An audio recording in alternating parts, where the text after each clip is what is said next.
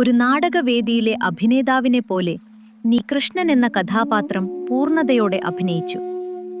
ഞാൻ എന്റേത് എന്ന അഹങ്കാരത്തിൽ അകപ്പെട്ടവർക്ക് നിന്നെ കാണാൻ കഴിയില്ല.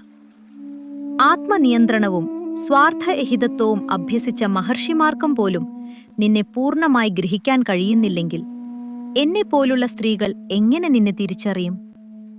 ലോകത്തിന് നീ വസുദേവന്റെയും ദേവകിയുടെയും പുത്രനാണ്. നന്ദന്റെയും യശോദയുടെയും പ്രിയപ്പെട്ട കുട്ടിയാണ്. വൃന്ദാവനത്തിലെ ഗോപാലനാണ്.